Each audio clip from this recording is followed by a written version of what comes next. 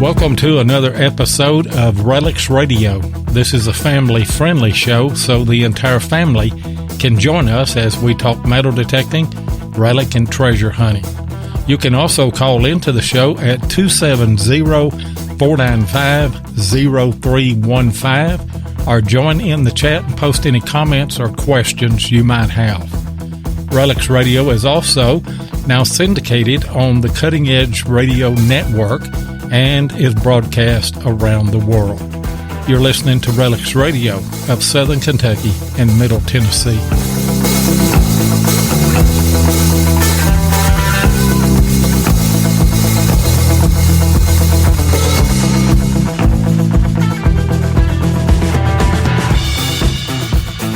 And it is Thursday night once again, and RELICS Radio is on the air. Got a good show lined up tonight. Want to welcome all of our listeners that are listening live on the Spreaker.com app. Also want to welcome all of our syndicated listeners that will be picking up the show on the Cutting Edge Radio Network. And also, we know that not everybody can listen live, so some of you are going to pick the show up on archives, either through Spreaker or iHeartRadio, iTunes, Podbean, or anywhere that you get your podcast. We're there because we are the world-famous RELICS Radio, better known as 2.5 Rednecks, and I'm your host, Diggin with 7. And I'm your co-host, Tennessee Jeff. How's it going, 7? Going good.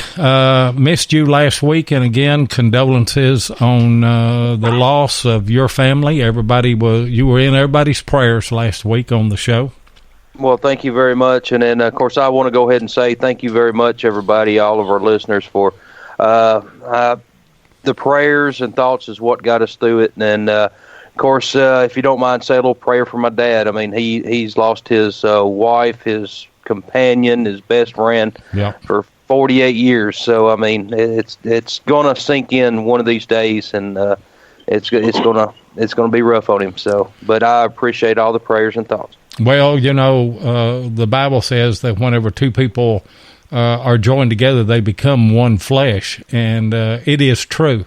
I mean, you become one person, especially after 48 years. And whenever a spouse passes away, then half of your life is gone, you know.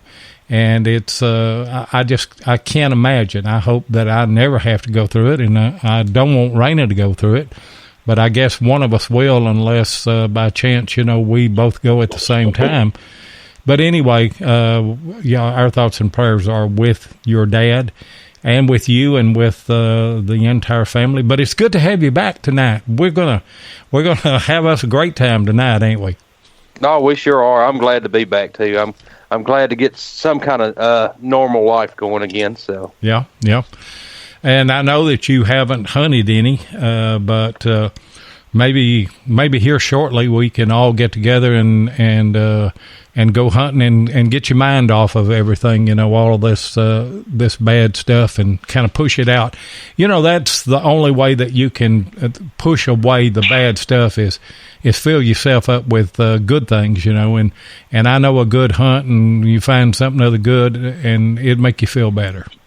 That's right, and I can't wait to get back out again. And, of course, I know Dad, his house has never been this clean before. He's just been cleaning and doing this and doing that. And then, of course, it's a lot of stuff. You have to contact a lot of people after someone passes. And, of course, I've been doing all that. And CSX, of course, I had to contact them today. And, man, they had more telephone numbers than they had cross ties. I mean, it was terrible trying to get a hold of them, but I finally did. And I've about got everybody contacted and let them know. So, and that was the railroad company that he worked with, wasn't it? Yes, it was. Yeah.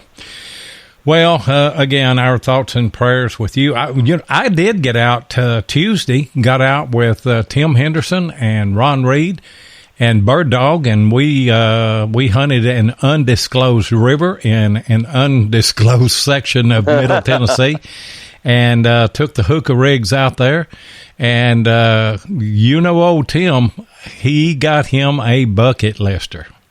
Oh man, I can't wait to see that video. I can't. I wished I was there, but I mean, had other things. But man, I cannot wait to see the video.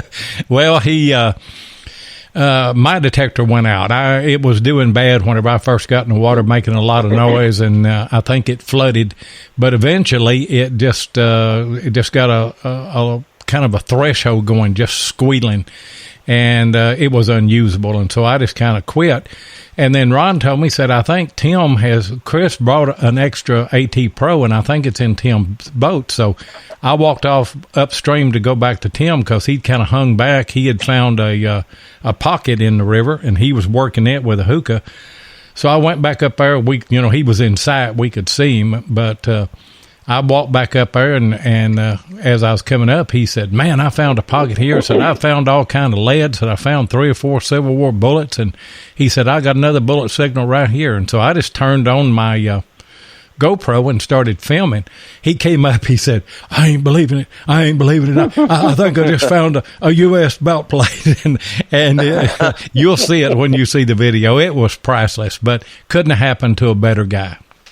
Yeah, well, congratulations to Tim, and I mean, he deserved it, and of course, I'm glad he found it. So, yeah. But yeah, we've got a great show tonight. We've got Scott Hanson from Diggin Georgia Live. How's it going, Scott?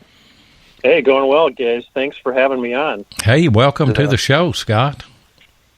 I'm a long-time listener. I usually am listening from work, and just able to get in on the chat and things. But what a pleasure to be here tonight with you guys. What an honor. And we had the opportunity to meet him at Chattanooga, didn't we, Jeff? We sure did. And of course, I seen him. He was talking to you, and of course, I was talking to somebody else, and he come around, and I was wanting to break free, but there were so many people talking. But I did end up getting to talk to Scott, and then I had a good conversation. So. But, yeah, it was real nice meeting you, Scott. And, that's kind of... It was nice to meet you guys. Yeah, it's kind of the reverse, Scott. Most of the time we have people on the show, and then we meet them. But now then, we got to meet you and now have you on the show. And I guess we'll just go ahead and get the show started. How did you get into metal detecting? Well, I've been metal detecting now for about 4.5 years.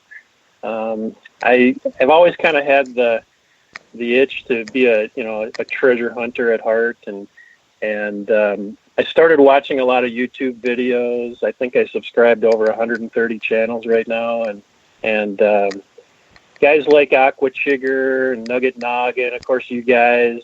Bird Dog is one of my favorite. Just seeing everybody get out and find some really, really cool stuff got me into it. And my wife, I asked her one year for Christmas, I said, hey, honey, can't you give me a metal detector, please? And she says, all you're going to find is, pull tabs and bottle caps anyway. And I said, come on, there's got to be some treasure out there. So she did. She got me an Ace 300. That was my first detector. And my daughter, Kayla, she wanted to jump in and go out with me. And what a great opportunity to spend some father-daughter time as well. Mm-hmm. So I said, rather than share the detector, why don't I just go and buy another one? So I did. So I went and I got an Ace 400, and the two of us got out and did some detecting. And then from then on, it's just a long story and more detectors. And now I sit with the AT Pro as my current backup machine, and I've got the Equinox 800 that I hunt with on a regular basis. Yeah. Could you imagine, say, 10 years ago, could you imagine yourself walking around with a metal detector in your hand and walking through fields? Oh, heck no. Especially, I'm originally from Minnesota and from the big city. And like right now, I'm down here in Atlanta area and on the verge of, farmland and the city still. I'm about 25 miles out of the downtown area. But, down here, there's so much history in the ground. And I just enjoy doing research on the Civil War. My relatives from, great-great-grandfather era. They both fought with the 105th Illinois. So I enjoy doing that kind of history and trying to follow their footsteps and where they went. Yeah, and then, of course, we talked before, and then, of course, I've hunted a couple of camps that's got the 105th Illinois. And then, of course, you need to come up here sometime, and hopefully you can find some relics from the 105th. So, that would be awesome. That's in Hartsville, isn't it? The 105th. It is. Yeah, the 105th was there. Was the 105th where Beck was at? Christian Beck? Was he with that group? I'm kind of thinking that he was. It may have been. Of course, I've got it all wrote down, and of course, my memory is. Yeah, mine too. Wait till you get to be 150 year old, and then talk about memory. When you got 150 years to remember. But yeah, I'm thinking that the 105th was there.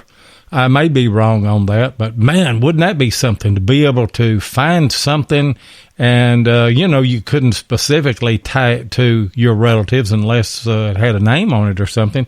But at least it was the same, you knew that they were there. So that's enough. Exactly. Yep. And that's what's so exciting to me. I mean, I'm currently reading a diary book, from a soldier, his last name is Cram, I believe.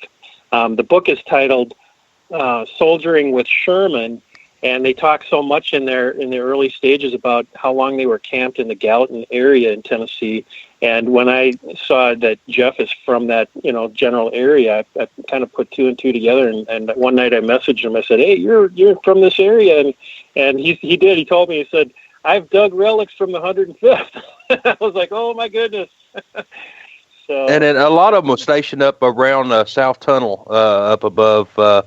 It's it used to be the L&N Railroad. Now it's CSX, and then there's a couple of tunnels. And Morgan blew one up during the Civil War, and it took them months to open it back up. So, but there was a couple of forts up there, and of course that's where mainly the 105th was in that area. And then of course the Battle of Hartsville, I believe they went to the Battle of Hartsville pretty much after it was over. So okay.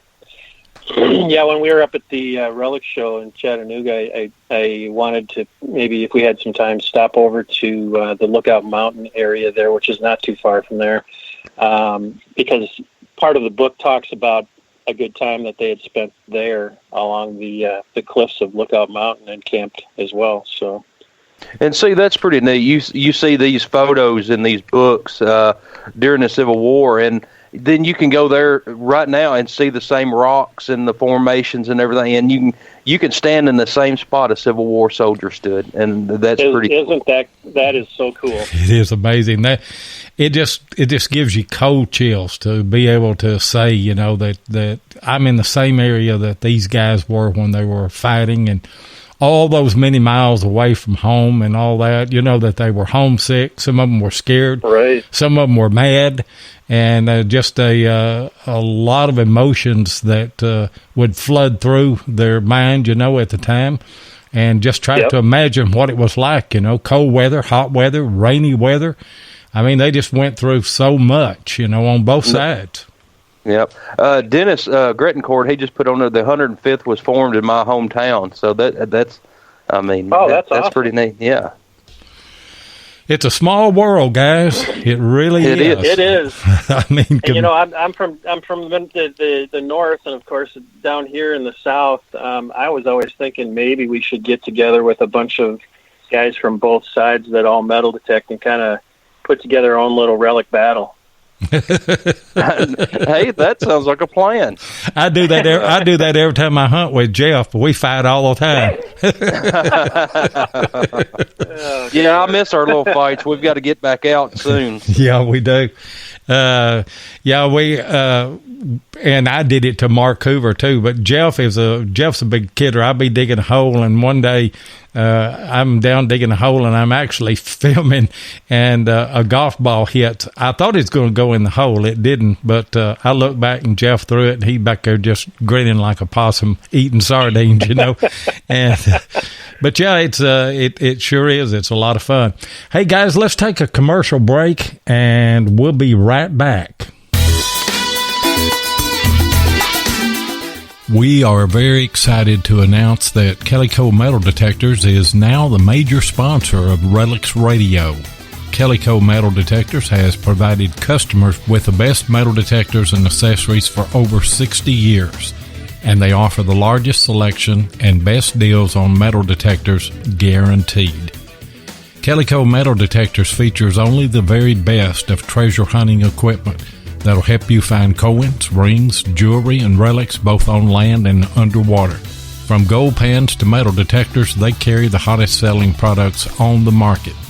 And Kellyco is just a phone call away, before, during, or after the purchase. You can call them at 855-246-2586 or visit the website at www.kellycodetectors.com. And I tell you what, Jeff, I am very excited that we are now associated with Kellyco, ain't you?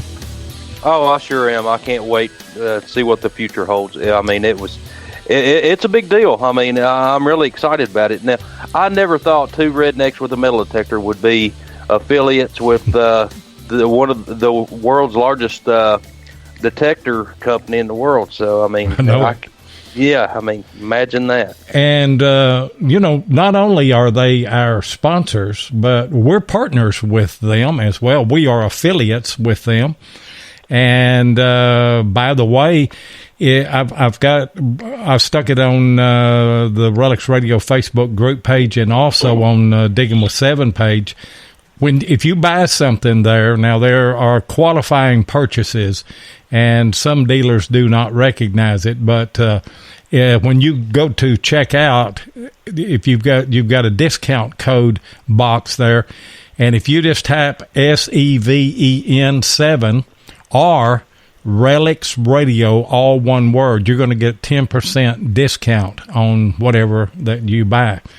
And also, we will post links from time to time on specific products, and if you buy those, we get a small commission off of that, and you're helping to support us here at RELICS Radio. And by the way, congratulations to Greg Pickens of Finding America and Miss Emily Copeland, Little Dirt Digger, because they are also affiliates with Kellyco. And right before the show, I put together one of those 10% graphic things for Shannon and Miss Emily. So glad to have those guys on as partners as well, ain't you, Jeff? I sure am. And little Miss Emily, man, she is Jennifer. That's the first time she'd ever met her, and she's such a little sweetheart. And of course, we all knew that, but Jennifer, she didn't really know at the time. But man, of course, she is a sweetheart. So she is. But she's competition now. Yeah, she's competition. So yeah, I'm just joking. This old world's big enough for all of us, and like I say, I had an ability to do something and reached out and helped Shannon. He asked me about it, and I told him, I said, he thought that I'd found the link somewhere, and I said, no, I made it, and if you want me to, I'll make you one. So while we were preparing to go on the air, I had it saved, and I just went and changed everything and gave that to them. So best of luck, Emily, and best of luck, Greg, to you as well. Scott, Shannon, go ahead. Well, remember, Shannon, she can't get married till she's 30. So we talked about that at the show. So you got to keep the boys away. And she has to marry a hunter too, a relic with hunter. Thousands of acres. Yeah, with thousands of acres. In prime colonial Civil War areas as well. Hey, Scott, what kind of hunting do you like to do? You like to hunt the beach, or are you a coin shooter, or relics, or what do you like? Well, I do it all. I think I'd love to do more beach hunting, probably only because I can stand up and I don't have to get down on my knees and scoop the ground. But I've done a little bit of beach hunting over the last few years. Mostly I do relics, and I also coin shoot the parks. And I got one permission here close to town, City Hall. And we've been pulling a lot of coins out of there. I would think there'd be a lot more silver coins because it's an older area, but we have not been that fortunate. But I did pull about $5 out in the last couple of days or a couple hours when we were there the last time. So, but you got my shopping thumb ready to start clicking here on Kellyco with all this action here. Do I have time to go shop right now? Well, yeah, you can shop anytime you want to. That's right. Oh yeah, shop away, buddy. I'll send you some specific links as soon as the show is over. All right, I can deal with that. So you got into a little bit. Go ahead, Scott. I was just saying, I really enjoy the Civil War. I've got a great group of core guys here that I meet up with, every week. I try and get out at least once a week, if my wife will allow me to, or my work schedule allows for it. My work schedule is such that I don't have a regular Monday through Friday. It's 12-hour nights. It's 3 on, 3 off, 3 on, 4 off type of schedule. So I do have a chance to get, 3 or 4 days off in a row where I can get out. But this summer's been so hot and unbearable. It just has made it really rough to get out and dig. Yeah, you said you use the Equinox. Was it the 6 or 800 now? I've got the 800. I'm still in the process of learning that machine. One guy that I hunt with, his name is Michael Reese. He's known by Beep Seeker on YouTube. We both have a couple of YouTube channels that we're brand new on and just kind of starting up. He's really good with his machine in my eyes. So, I learn a little bit from him every time I go out. And of course, he's always pulling the find of the day. Yeah, I've got a friend like that too. His name's Seven. So, but from your other detectors, how better do you like the 800? Oh, Michael, my friend, we both, keep saying that every time we've gone to a place we've dug before with other detectors, it's like hitting with virgin ground. The Equinox, it must be the technology, the multiple frequencies.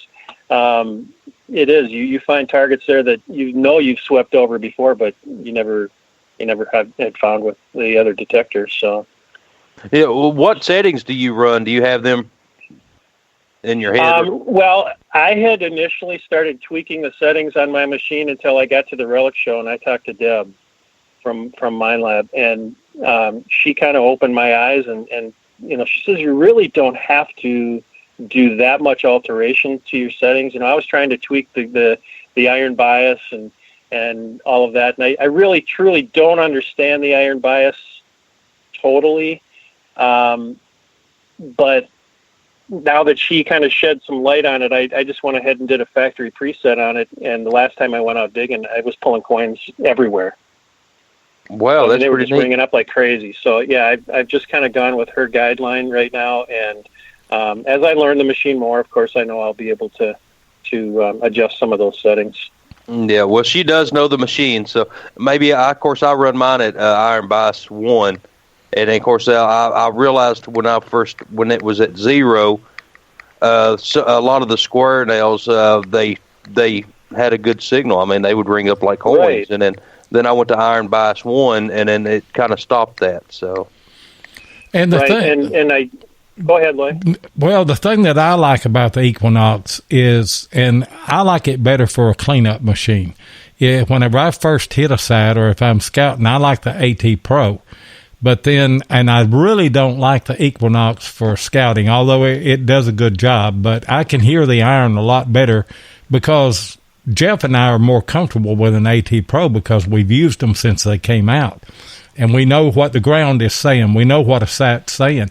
But you can't beat the Equinox for a cleanup machine because stuff that AT Pro and other machines have missed, including a CTX 3030. I went back over some sites that I hunted with a 3030 and just pulling things left and right. I think it's the multi-frequency is what the difference is, don't you?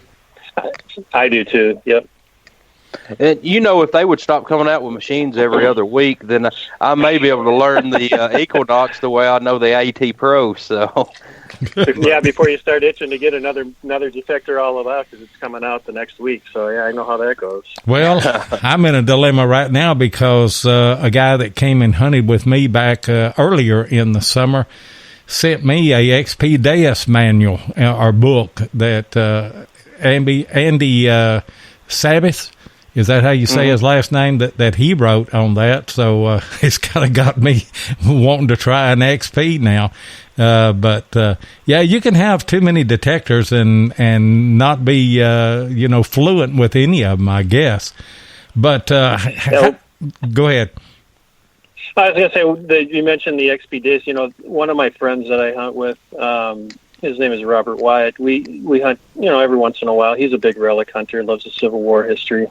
He hunts with the XPDS, and he let me swing it one day for a little bit, and I couldn't believe it's like you're not swinging anything.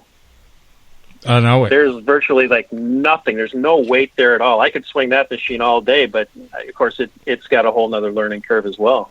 Yeah, see, I've got the ORX, and then of course I got it from Tim Henderson, and buddy, I mean, I'll tell you, the separation on it is unbelievable.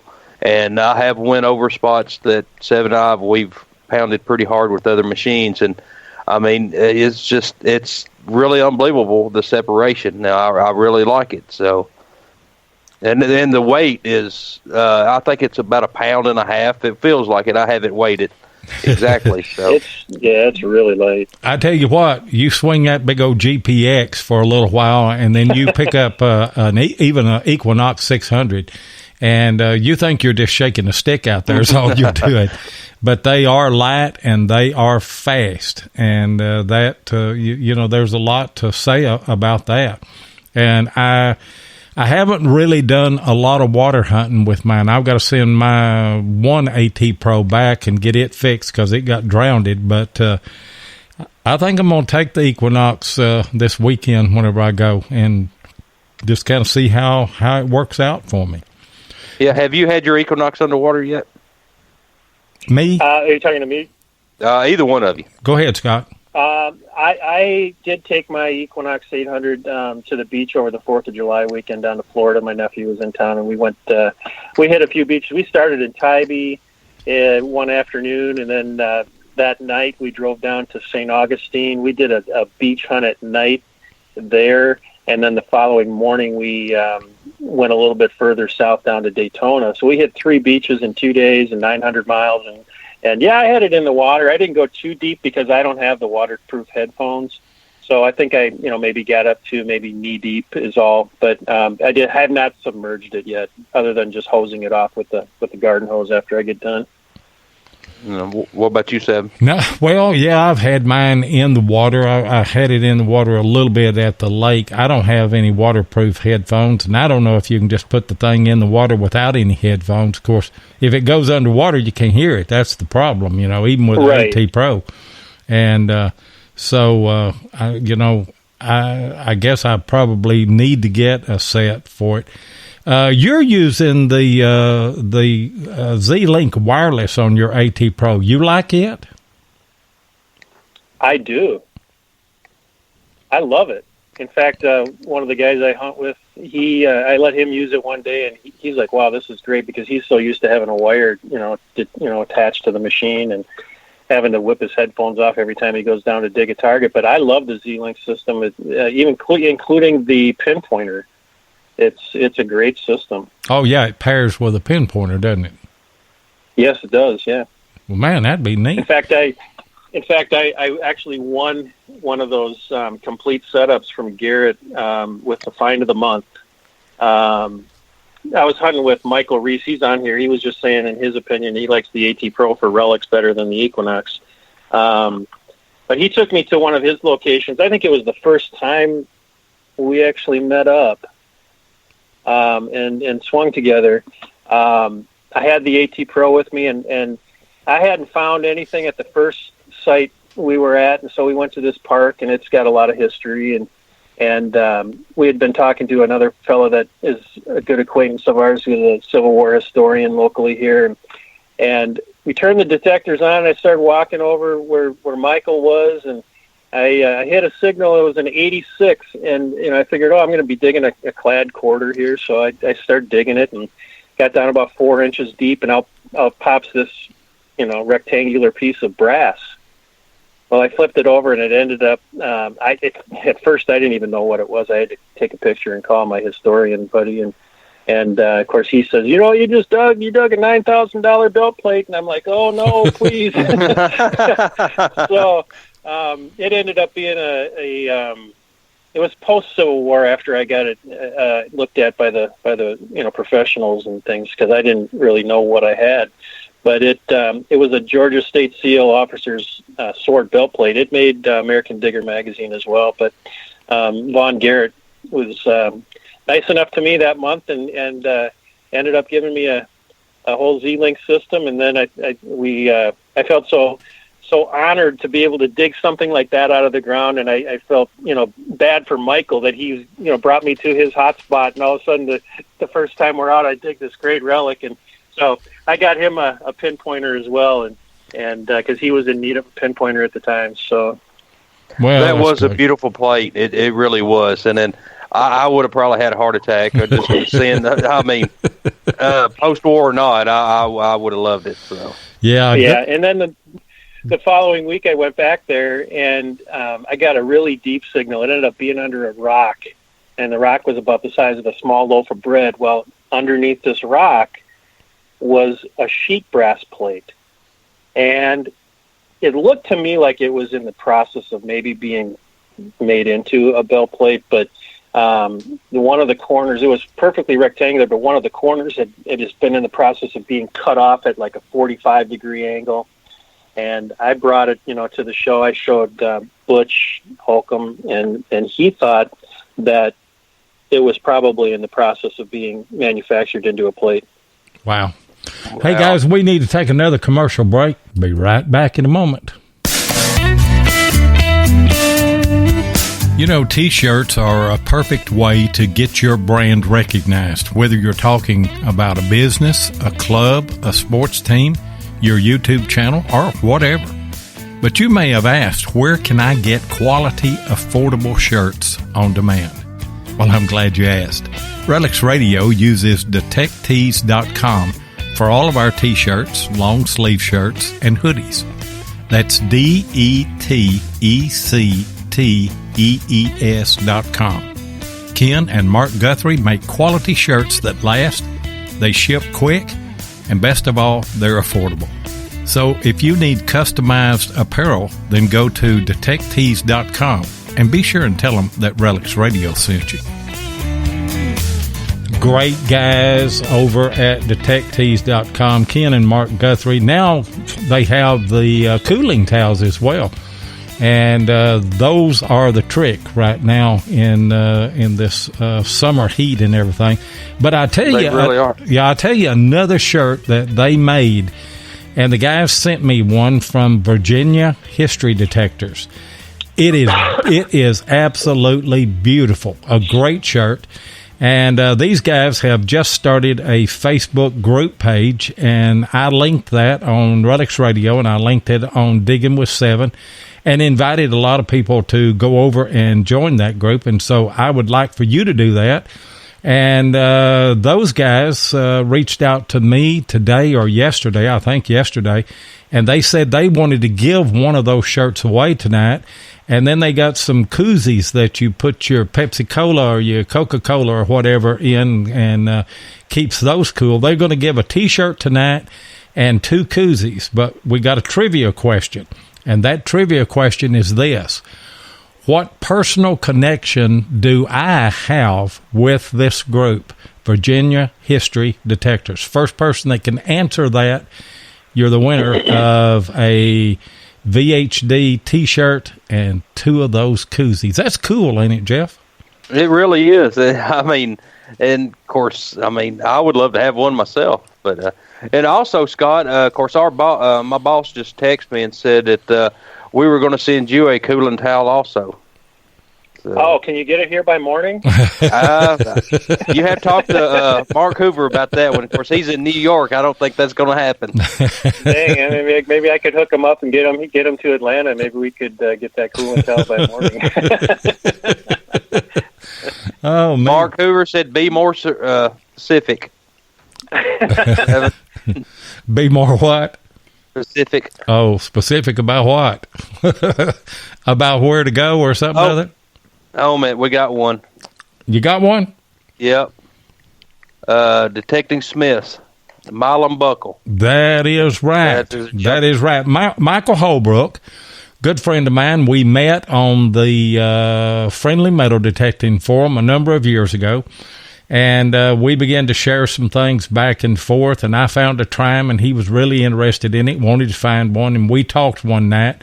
Next day, he goes out and digs a silver one and a nickel version in the same hole, and he said, what are the odds of that? And then we had a lot of things that kind of, and by the way, they were on our show back on May the 30th, Season 2, Episode 32, and we talked some about that. But anyway, Michael only knew me as Seven, and so then he, on the forum, he posts this belt plate that he found in Virginia, or a trunk plate. We don't really know what it was.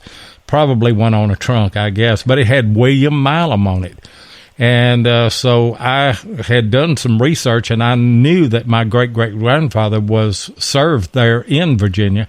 And I told him, I said, our connection continues, Michael, because that's my great-great-grandfather's name. Now, we can't prove that was his name tag thing, but he's the only William Milam that was there at the time, so pretty good chances. But anyway, go ahead. We got a dilemma here. Okay, right before Rick Ward put plate, and then Dennis Grettencourt put belt buckle. So what do we do there? You're the one that called it. I don't know. They didn't say Milam buckle. So. Okay. Yeah, I think it has to be the Milam buckle, because that is more specific. I don't know, but Detecting Smith has got that, and so I don't know. Maybe Michael and them will send out a couple of more shirts. We'll see. Michael, you reach out to our who'd you give that to? Detecting Smiths. Detecting Smiths. Go to RELICS Radio Facebook group page, and if you've not joined, join. And then send me a Facebook message with your address and everything, or just reach out to Michael Holbrook if you want to on Facebook and send it to him, and we'll get it all squared away one way or the other. I tell you what we can do on those two other guys, we can give them a cooling towel. I've still got 4 or 5 here, so we'll do that as kind of a consolation prize. But I think it needed to say the Milam plate on that. Yeah. Well, they'll get a cooling towel, and hopefully, they're happy with that. Yeah. Sorry about that, guys, but And I may send each one of them one of these Virginia history detectors koozies. I've got 2 of those. I may send one of those with a cooling towel. So you're going to get some of it, and then you reach out to Mark and Ken Guthrie over at Detectives and get you a shirt. They are great shirts. They are beautiful shirts. Really nice. The layout on them and everything, I really, really like them. Hey, Scott, getting back over to you, let's talk a little bit about Diggin Georgia Live. Oh, Diggin Georgia Live. It takes up a lot of my time. I know that my wife would agree to that. Well, we saved 2 segments for it, so go ahead. All right. It's a Facebook group I started 2 years ago now. Actually, we're going to celebrate 2 years on the 11th, just here in a couple of days. So I created the group really to network with others. I'm new to this area. I didn't really know a lot about the history, other than, the Civil War happened here and was a big, huge campaign through the Atlanta area. So I was able to network with a few guys, and I still hunt with them. And it really was designed initially to be kind of a live dig video type deal, where you could go live on Facebook with your video and show people what you're digging out of the ground. But then it just kind of blew up from there. And I know today I spoke with Mark yesterday, and we're in 13 states and 3 countries abroad. We're approaching 800 members now within 2 years' time. So, I mean, I feel honored that it's been a success as far as that's concerned. And, I got a lot of great compliments from people I met at the Chattanooga show, that they really enjoy this group because it's real clean. Everybody there is good to everybody else. When I welcome new members, I welcome them to the family. That's good. Tell us a little bit about the hunt that's coming up in November. Of course, I know I'm going to be there, and half redneck Mark Hoover, he's going to be there. So tell us a little bit about that. Well, hopefully we can dig some historic relics that haven't been found on that property. It dates back to 1780. It was the original stage stop between Augusta, Georgia, and Milledgeville, Georgia, which was the original capital of the state of Georgia, I guess, before Atlanta. So it's going to be about 30 miles west of Augusta. We're going to have we've capped it off at 85 people, and just yesterday I think we reached our cap. So we're moving on to an alternate. We have about 15 spots that are still pending. But it should be a great time. We've got some great sponsors, and it's a cheap hunt for people to get out. We're only charging $50 for the day. It'll be a morning registration, probably about a three-hour hunt, and we've got some different themes picked out for these hunts. There's going to be a few things that you need to put together on a card to be successful in achieving more raffle tickets towards the grand prize. We're going to give away an Equinox 600 as our grand prize detector. There's at the minimum, we'll be giving away 4 detectors. Garrett Metal Detecting just blew us up with a whole bunch of stuff. Rick Ward is working with me on this. Michael Reese, the Beep Seeker, he's working, and then Bill Henry, another close digging friend of ours, he's helping me out. So the 4 of us are kind of putting this together, along with the landowner, who's also a member of Diggin Georgia Live. And he was gracious enough to offer up the property. And it dates back to, like I said, 1780. They have a military campsite on the grounds there that has spit out relics from the Revolutionary War, the War of 1812, and the Civil War. So there's still relics to be found out there. So I'm hoping that somebody that attends the hunt that day will find, maybe even the find of a lifetime. Man, I can't wait. It's going to be. What about trash pits? If we were to locate a trash pit or a hut or something like that, do they have any problems with us digging a 8-foot hole? That I don't know. We might have to talk to Alex about that one. But I'm not familiar with any of that kind of activity. Like I see these Digging in Virginia videos. These guys are going 4, 5, 6 feet down on the ground and digging out incredible stuff. I would love to get on one of those hunts one day, but yeah, no, it's most of the targets up there that we've dug. Bill and myself have been out to the property twice, and the first time we were out there, we spent a half an hour digging because it was so hot that day. I think it was almost 100 degrees, but I picked up one target and ended up digging my very first flat button. And I mean, that might sound crazy to a lot of people because a lot of people dig a lot, but it was a great flat button, and we dated it back to 1820. So, and Bill was able to dig his very first Civil War bullet there as well, all in a half an hour time. So there's stuff to be found. Yeah. What day is that hunt on? Is it on Saturday? That's on November. It's Saturday, November the 2nd. November the 2nd. And we've got people coming from Florida, South Carolina, Tennessee. I believe there's a few from Alabama and a bunch from Georgia. So a lot of them are the out-of-towners, of course, are going to be staying in a local hotel there overnight. And, it's going to be just a hoot because it's the main thing I'm looking forward to is meeting everybody. Right. It's a great chance to get out because that, to me, the people we meet is the real treasure in my mind. Yeah.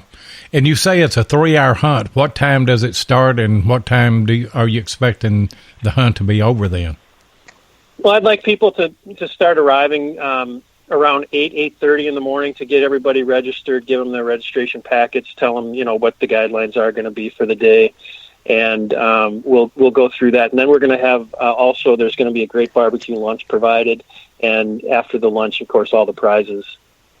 Yeah. And we're just going to have a real great time. I'm guessing it'll probably be over 2-3 o'clock in the afternoon, probably by the time everything is said and done. I'm trying to figure out if I could work out coming. That's what I'm trying. Well, we'd love to have you. So that that we could do a live show there, but don't know that. Oh, that'd be awesome. Don't know that I can swing that. I've got to be back here by Sunday. So I don't know if I can. We'll see what we can do with it. But I'd love to come, and I know that Mark and Jeff are coming. They get to go to all of them. I don't get to go to anything. They go to everything. Hey, guys, we need to run one more commercial. Be right back.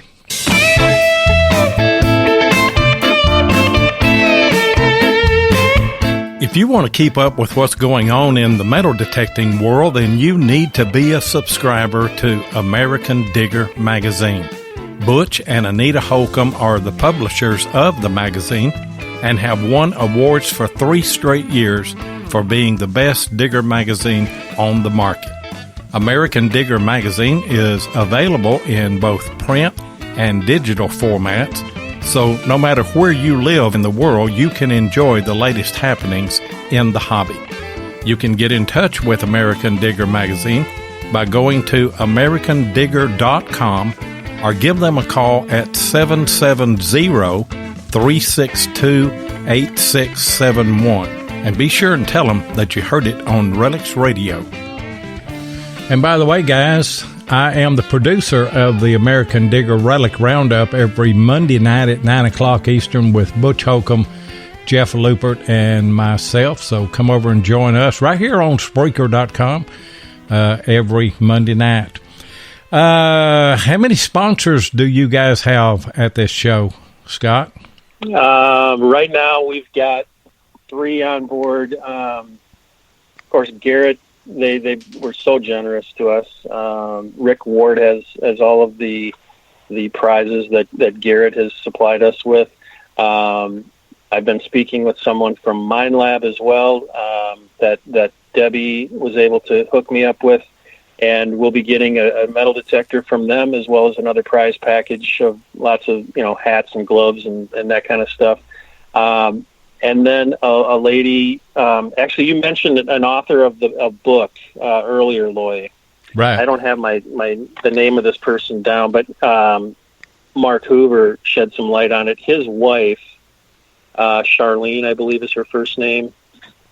She contacted me out of the blue one night, and I thought maybe she was, wanting to sign up for the hunt. And she says, no, I kind of represent XP on a level, and we would like to know about, coming out there and maybe setting up a booth.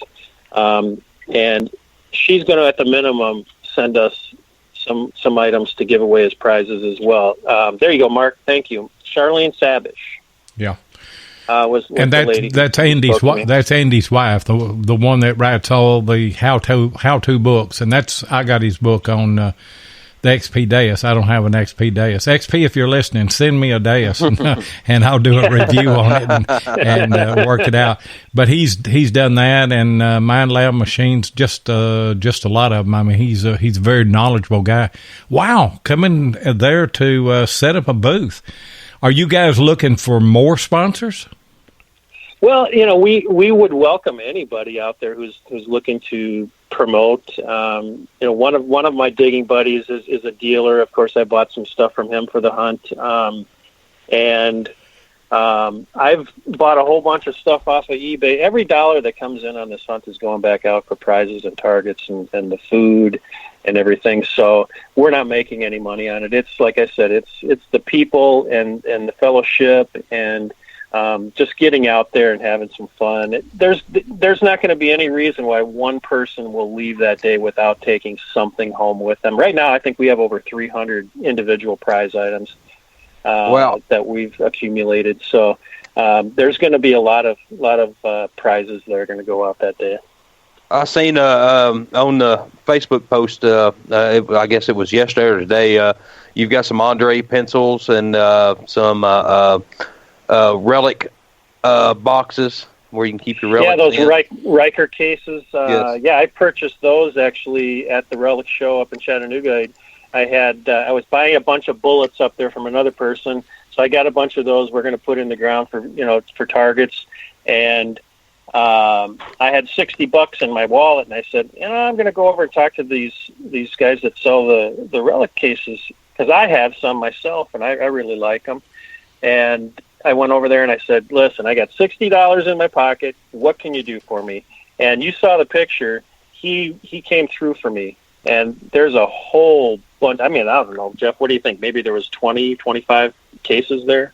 Yes, that was a great sizes, deal, so. buddy. Yeah, I wish I could run up on that deal, man.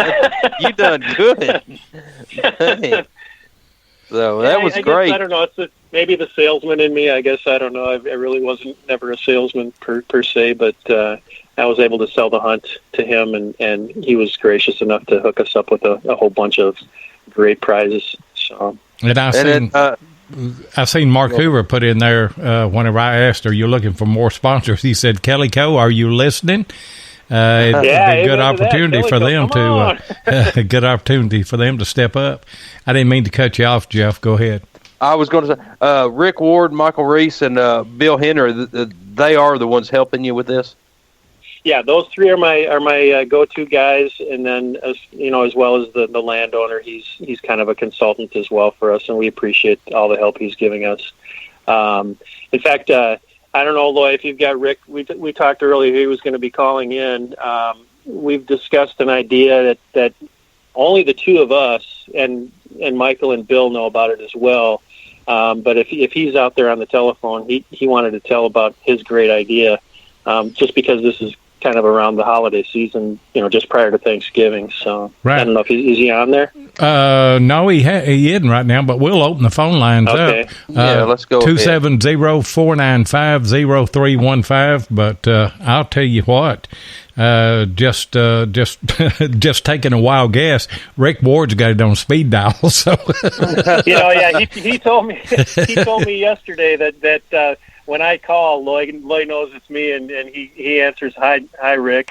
Yeah, I know it's him because I've got him in the system. But, yeah, Rick Ward, Michael Reese, Bill Henry, any of you guys that want to call. And as we're talking, then Rick Ward is coming on. What's going on tonight, Rick? Hey, Rick. Man, how are you? How you guys doing? Oh, hey, buddy. Fair to middling. Good. Yeah, peachy. Yeah, I'll tell you, man, what a great show. And, man, there's a lot of new people in the chat that I've never seen before. And, man, it's just this whole thing's growing, isn't it? It is. And what were you going to say about the hunt that is special around the holidays and everything? What's your idea? It's not really just, I wouldn't say it's really super special, but we had talked about, trying to give back as a metal detecting community. I mean, we don't ever really, a lot of people just don't know who we are, so to speak. And I just thought, our company, the company that I work for, they do this big food drive every year. And I had said something to Scott about it. And I said, why don't we try to give away a detector, and maybe somebody could bring, canned food items. I mean, that's, we do that at church, we do it at work. And, with Thanksgiving being right there, there's so many people that are without. And so what we decided to do collectively was to give away a Go Find 66 from Mine Lab, and for 6 cans of non-perishable, food items. You're just going to get a raffle ticket for that. And so we're hoping that we can donate a bunch of food to a shelter there in Henry County where Scott said, and it's called the Hands of Christ Food Pantry.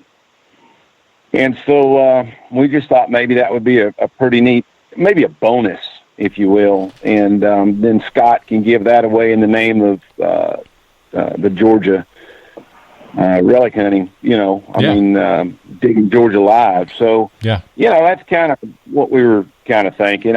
You're killing, always like to give back. Yeah, you're killing 2 or 3 birds with one stone right there, though. You're going to give a detector away, but the entry for that is going to help those folks that are in need around that time of the year. And I love it. I love the idea. It is a great idea. You know, Scott and I, we talk on the phone constantly, but I'll just tell you that, you know, we were talking about our favorite Christmases, and, you know, growing up on a ranch out in Texas, being a poor boy, you know, one of my favorite Christmases of all was the year that I got a pair of boots and a ball cap underneath the Christmas tree. That was all there was. And then there was a letter from my mom, you know, talking about the true meaning of Christmas. And for a 10-year-old kid, you know, you're kind of scratching your head, you know. But I was happy to get a new pair of boots and a ball cap, but that letter meant the world to me, you know. And there's people out there that don't have that luxury they don't know where their next meal's coming from. That's right. And you know, there's a lot of that, and we're very blessed. We're very fortunate, most of us, that you know, we don't want for food, and we've got a roof over our head, and we've got clothes on our back, but there are a lot of people that are really suffering. And whenever it comes the holiday period, it's even more depressing at that time because of those things. And so, you know, if you could supply some food or what have you, maybe what little money that somebody has, they could buy their kid something. But you're going to give away a Go Find, so that'll make some kid happy right there. You was talking about getting those boots. When I was about the same age, and you know, we only got one Christmas present. That was it. And I wanted a pair of cowboy boots because I grew up poor in Texas too. And so that was all I wanted. They'd say, you know, what do you want for Christmas? And I said, I want a pair of cowboy boots. Well, they was a little box about twice the size of a matchbox, maybe 3 times that size, under the tree. I knew that there wasn't any cowboy boots in it. Couldn't be, you know. And I'd pick that thing up, and I'd shake it, and it would clink, clink, clink. And I thought, what in the world? And I did that the whole month of December until Christmas, and we opened our packages on Christmas Eve. And I finally tore into that, and there were 2 dominoes in that thing, and a note said, your boots are in the trunk of the car. So, you know, you talk about the clink, clink, clink. I was thinking you were going to say it was a can of 9 Lives tuna. No, I got that every day. And you know, it's sad these days that the kids, they just expect so much. And then, I mean, back in the day, I mean, you get 1 or 2 Christmas presents if you was lucky, and you cherish them Christmas presents until they just wore plumb out.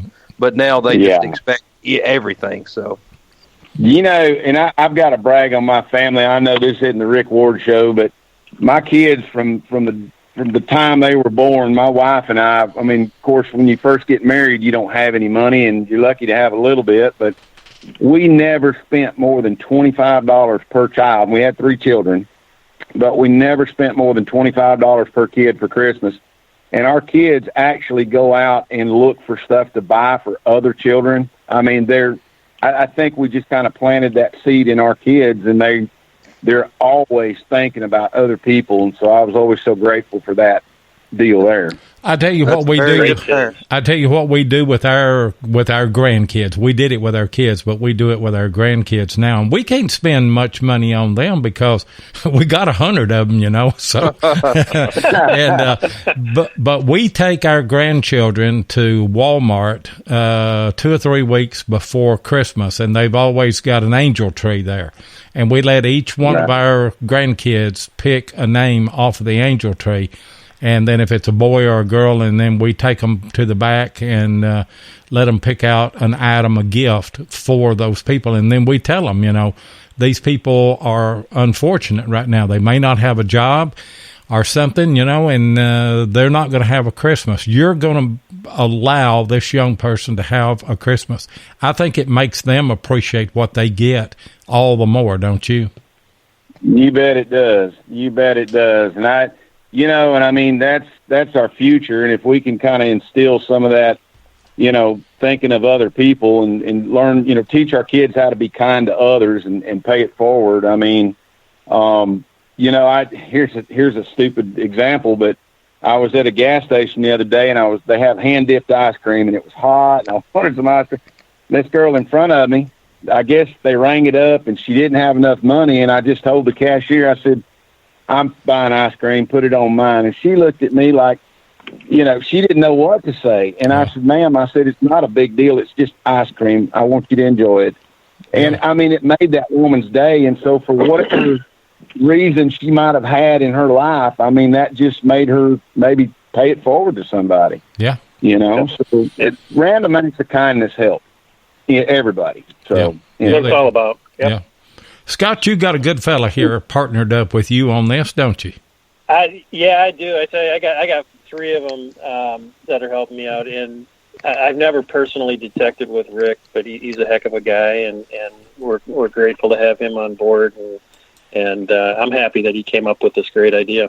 Yeah, I just wish he wasn't so shy myself, when you're a rodeo announcer and a TV personality, it's one of those things that you just I get paid to talk, and so I just can't ever shut up. I apologize. I feel your pain there. I get paid to talk too. Thanks for calling in, Rick, and best of luck with it. We got Denny Morrison on the line, and I need to get to him real quick. Well, you get to him, and it was a pleasure meeting you guys. And Scott, we'll talk soon. Thank y'all very much. Okay. Amen to that, brother. Thanks for the call, buddy. What's going on tonight, Denny? Just sitting here listening to y'all.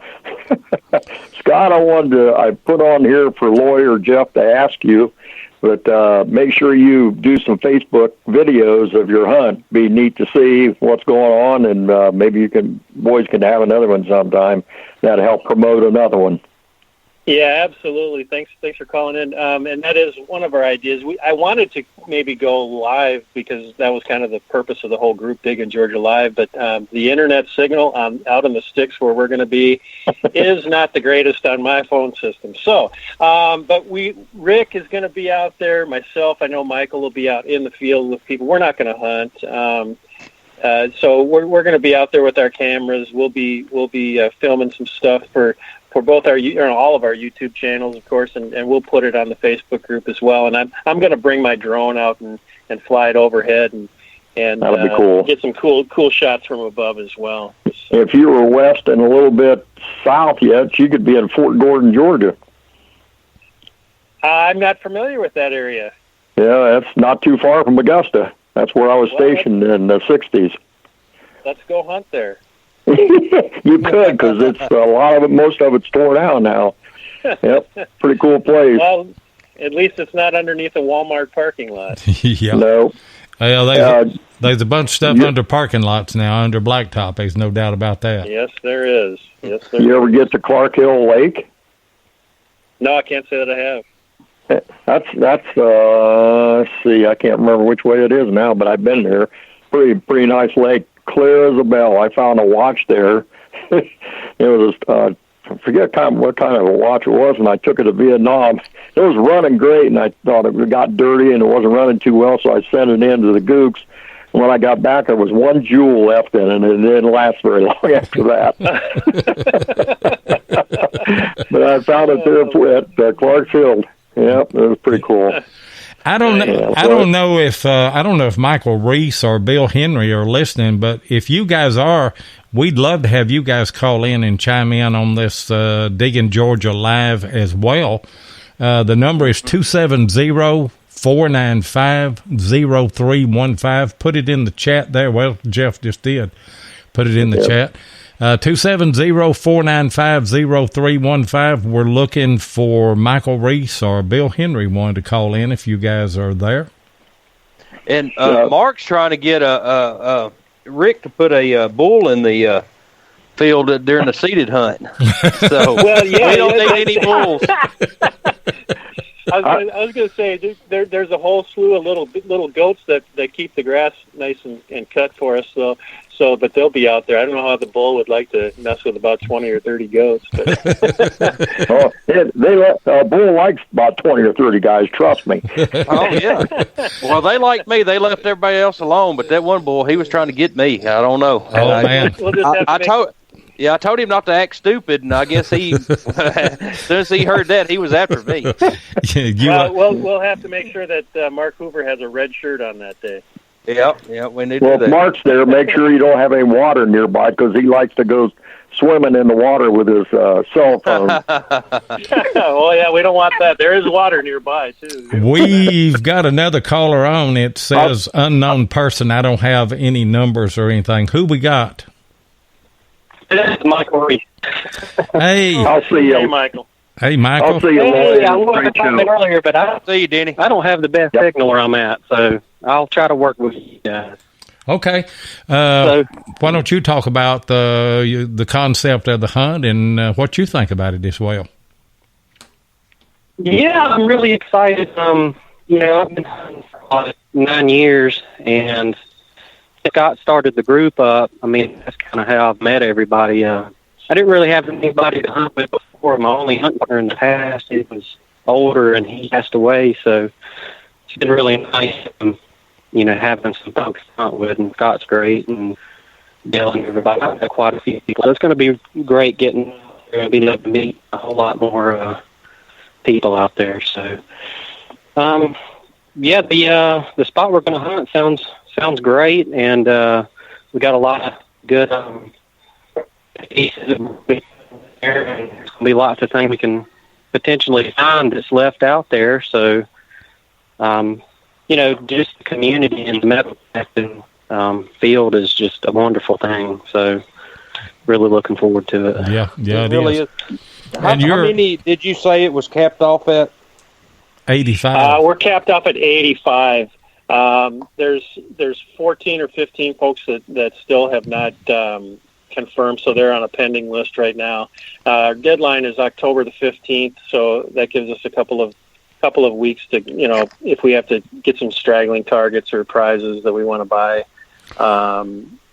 things like that, we can still do that in that amount of time. So October the 15th, anybody who's on the pending list that has not confirmed, those people that are on the alternate list will then move up as a first come first, award slot type basis. So I looked at the site late this afternoon, and you were showing 71 paid and 14 pending. And then you said that all of those that are pending would all be, or all the alternates would be cleared by October the 15th. So if you're going to get in, you probably need to get in, don't you?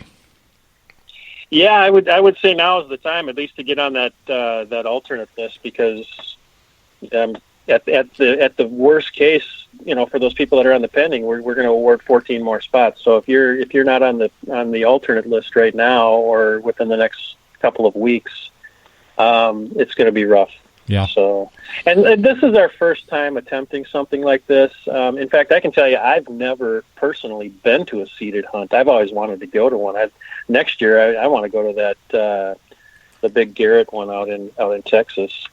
Yeah, I would love to go to that one too. Yeah, I would too. But I mean, this is our first one, and like I told Rick and the guys that are helping me, I said, we're going to make mistakes on this, and I don't want to offend anybody, but $50 is I think a good price for the first time out, and for what we're going to offer, it should be a great time had by all.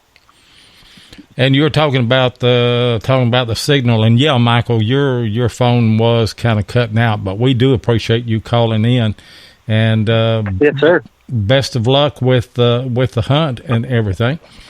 And well, Michael, if you want to go to one of the best seated hunts, go to Central Florida Metal Detecting Club hunt next year in Orlando. It was a great hunt. I mean, I picked up a double handful of silver coins within maybe 10 minutes, if that. So, that's a great big hunt. I saw a live Facebook of all those poor children that you mangled that were in the hospital and everything.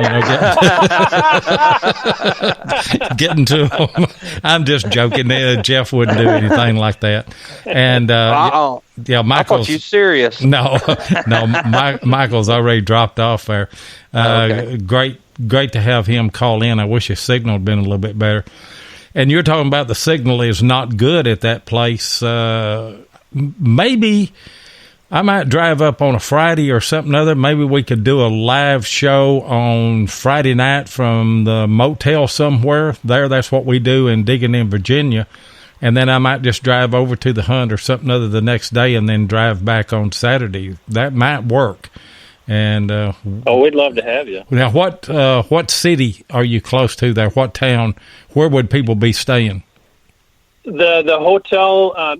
Let me shed a little light on the location actually that we're having the hunt. This location, they have a business there where they do wedding receptions. It's a historical piece of property, and people like the vintage wedding type look. So he does wedding receptions there, and they've got opportunities with local hotels to offer some decent rates for people. So the hotel that we've been telling people to look into is the Hampton Inn, and they're located in Thompson, Georgia, which is maybe 10 to 15 minutes from the hunt location.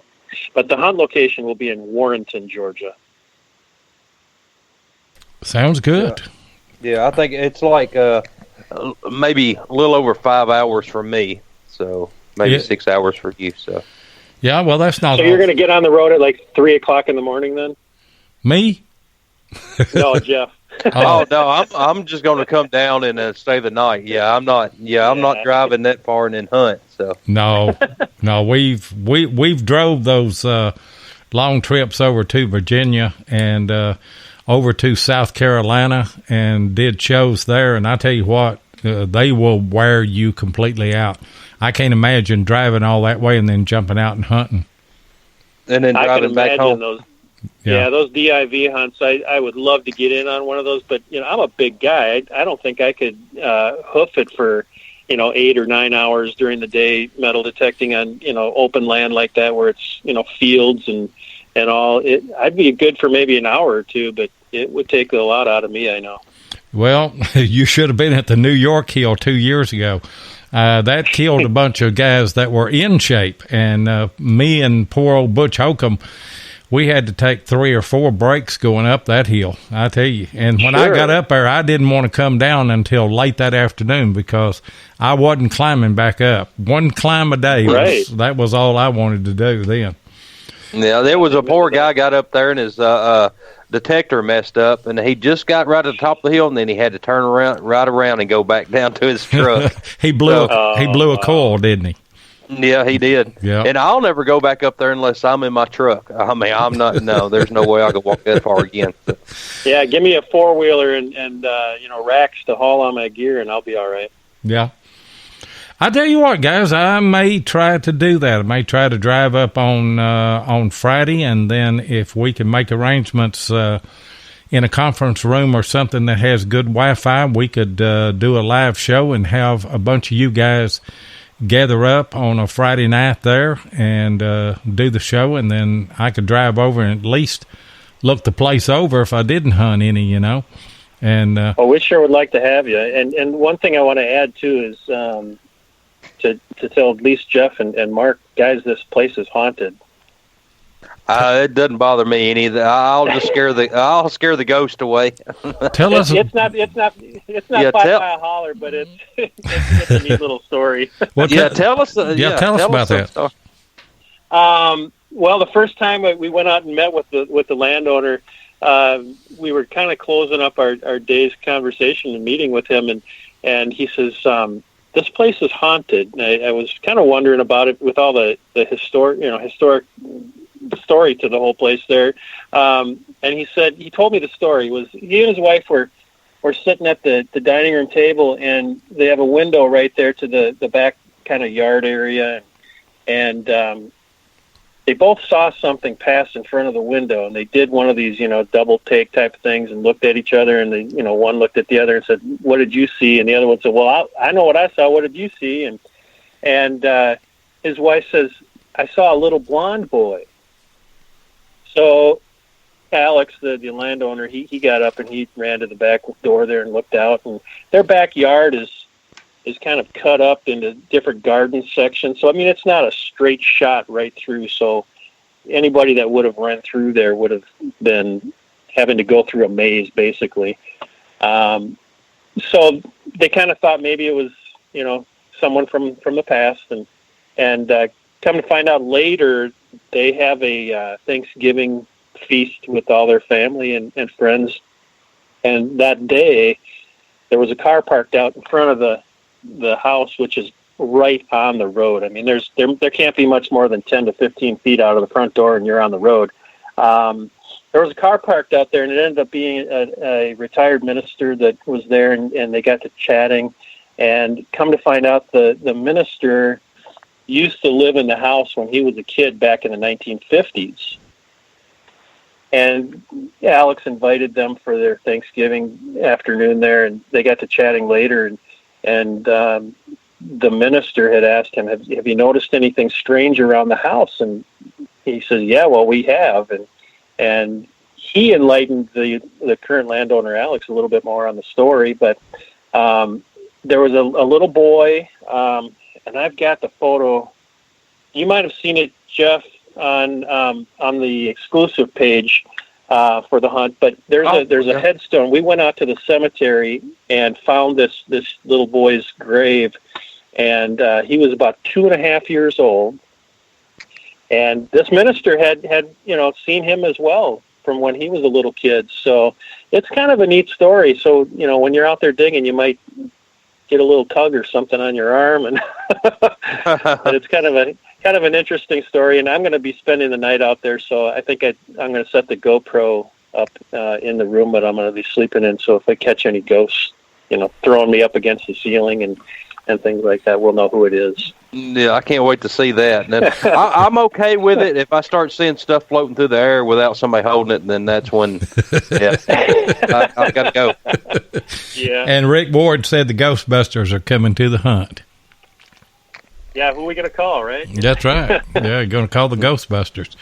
Well, that'll be Jeff. That'll be Jeff and Mark, because they ain't afraid of no ghost. Well, not unless they start carrying stuff through the yard. Yeah. That's an interesting story, I tell you. And, there's a lot of places that have stories similar to that, aren't there? There are. One, if I could share this one with you, that belt plate that I dug with the AT Pro. Right. Strange story. My sister, she's kind of got that strange ability, that she can relate to people who have passed. And our dad died in October. Well, I was talking to her on the phone early that morning before we got out. It was probably at 5:30 in the morning. She's from Minnesota, and I was chatting with her, and I was telling her about this great location we're going to go to. And she actually swings a metal detector as well once in a while. But she said, today you're going to find something really cool. Did the ghost get you? Choked up. No, but I think my dad helped me out that day. Oh, amazing. Really? Amazing.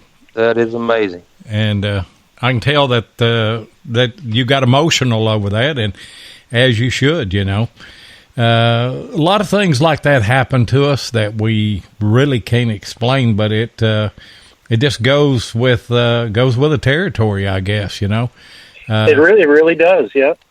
I mean, there may be an alternate universe right beside us. A lot of people believe that, and we never know, I mean, there's just too many things that happen that you can't explain. And like in 5 Mile Holler, Now, me and Mark, when we went in the middle of the day, and so I think it was too hot for ghosts that day. They just they sent a copperhead as a representative that day. Yeah, you guys took care of him, didn't you? Yeah, that was amazing. Yeah, guys, I've got this. It was an 1860 Colt that I got out of a old cabin that a friend of mine used to own, and actually she was selling the property, and of course her grandfather had it, and on the tag, it was talking about this Colt come from a Confederate soldier, and he'd taken it off of a dead Yankee at the Battle of Shiloh. And so I bought the pistol and then brought it home, and I'm redoing it now. And, of course, the guy, all through the war, he used it, and in the Battle of Chickamauga, I guess the story goes he was out of bullets, and of course he used it for hand-to-hand combat and messed the pistol up. And then lost some pieces, and then of course he brought it home and his kids played with it as a toy and lost some pieces. And there's been some funny things going around here at the house since I've brought that pistol in here. And actually the dogs are kind of they kind of just stand and look in one corner and bark, so I don't know if that pistol has anything to do with it or not. So but you never know when you're going to bring home something that you don't want in your house. I don't know. I don't know, Jeff, if I would get all those parts and get that thing back in working condition, because the original owner may shoot you. And Ohio Relic Hunter said here on the chat, he said, shopping list. I need fishing line, duct tape, a sheet, a scary mask. Get to the dig 1 hour before Jeff does, and then I've got the rest of the day. Oh, that's perfect. Yeah. So y'all got maybe I'm going to have to get my 4-year-old granddaughter now, and maybe I'll throw a little sheet over her head and have her running around out there. Oh, I don't know. Somebody bong her in the head with a shovel or something other. Yeah. I'll keep my lash on me. I tell you what, Scott, you've been a great guest, and tell everybody how they can get in touch with you, your Facebook and all of that stuff. I've got most of those links in the description here, but you can go ahead and run through all of those as well. Sure. You can contact us, and we'd be happy to have you join us at Diggin Georgia Live on Facebook. I also have a YouTube channel. I go by the Knox Brothers. Knox is spelled Nox. And also I'm on Instagram as well, under the Knox Brothers as well. So I posted a few pictures of some great finds that I've dug throughout my metal detecting career, which isn't that long, but every year I go out, and in fact this year has kind of been the year of the firsts for me. So I've dug some first targets that I've never dug before this year, so it was kind of cool. Well, go ahead and talk about them. We've got a few minutes. Oh, I mean, they're not impressive. I mean, I found my first thimble this year, my first silver dime this year, which wasn't a Roosevelt dime. It was actually a 1916 Mercury dime. Did it have a D on it? Civil War. No, it had an S. Well, the 1916 D is the real rare Mercury dime. Oh, I'm going to have to look out for that one. You know, in fact, now that you're talking about rare coins, Bill Henry, one of the guys here that's helping me out with the hunt, he dug a really, really nice 1955 Wheatie, and I understand the 55, if it has the double die, can be a good rare coin to find.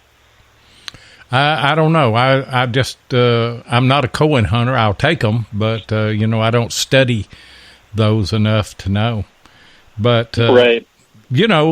You go through the things that, you talked about a flat button. You talked about a Civil War bullet.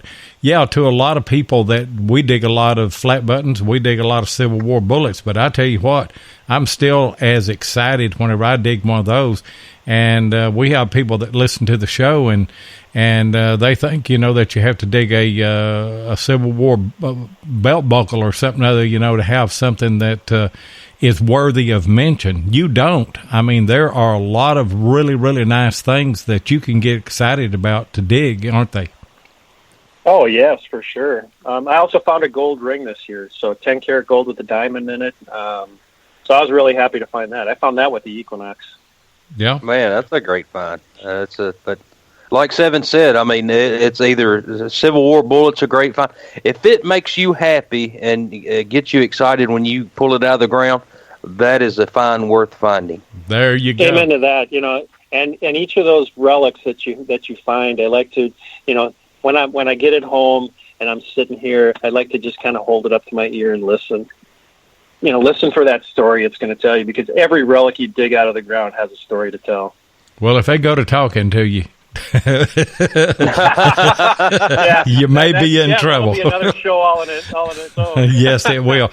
You be sure and turn the GoPro on and make sure that you got good audio, because I want to hear what those relics are saying. But I understand what you're saying, because I do a history clip, try to do a history clip on all my videos. Now, I've not been doing that on the water hunts, but I try to do as many of those as I can. And every relic does tell a story. And guys and gals, you can get out even in your own yard and find stuff amazing, things that will prompt you to do some research and everything.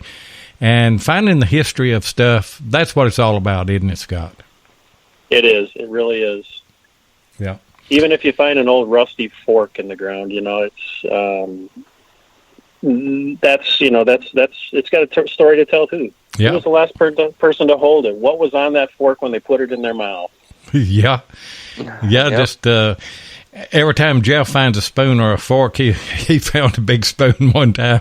I mean, a great big old spoon, and I'm filming him, as he finds it, and he's done this to me 2 or 3 times. He said, I'm going to eat my cereals with this right here, and he's taking that spoon to his mouth and everything. Man, it made a great cereal spoon. It really did. Oh, you took it home and used it then? Well, no, I'm just kidding. But it would have made a good one. Well, Scott, you've been a great guest, and best of luck on this this hunt that is coming up, the Diggin Georgia Live. And I'm going to try every way that I can, maybe to come down on Friday, and maybe we can do a live show down there. The other 2 guys are there. I think I ought to get to come anyway, And yeah. Well, yeah, we've got to complete the threesome for sure. Yeah. Well, you it's get just the 2.5. Radio. Yeah, it's just 2.5. Yeah. You get the RELICS Radio helicopter and just fly on down there. There you go. Yeah. And that dadgum thing's in the shop right now. You got that thing. Oh man. Yeah, that dadgum helicopter, it stays in the shop. I never get to use it.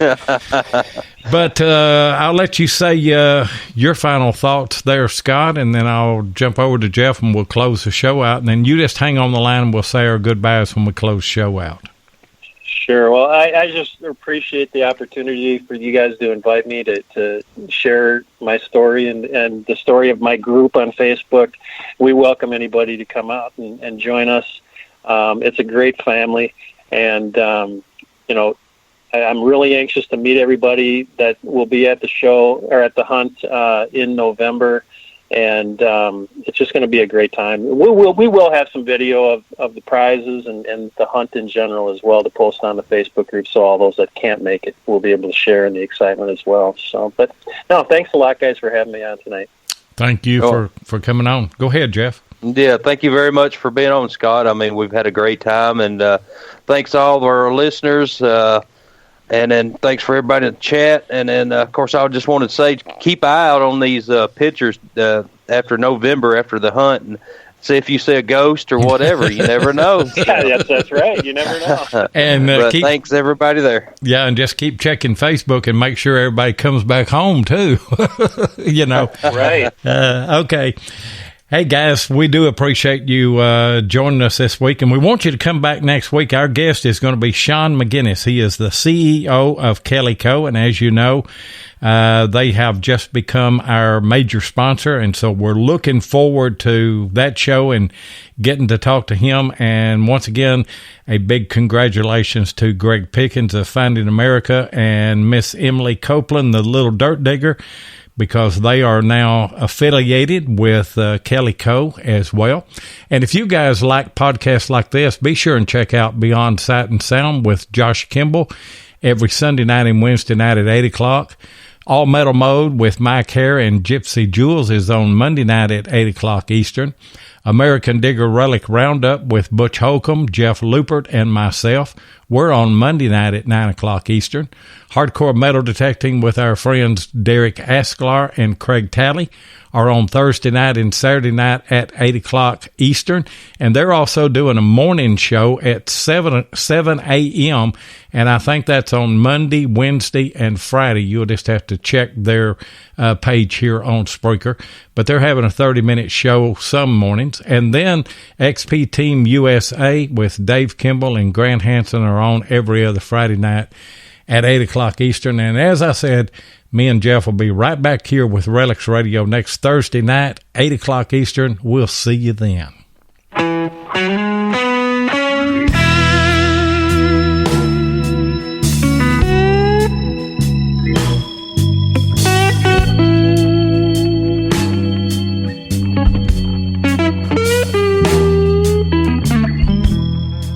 Thank you so much for joining us tonight on RELICS Radio. We really do appreciate it. Be sure and join us live every Thursday night at 8 o'clock Eastern here on Spreaker, or you can catch the archive show at RELICS Radio on Spreaker, iHeartRadio, iTunes, and many other podcast outlets. RELICS Radio is also syndicated on the Cutting Edge Radio Network and is broadcast around the world. Please take a minute and hit the like button, and be sure and follow us so you'll get notifications of all of our upcoming broadcasts.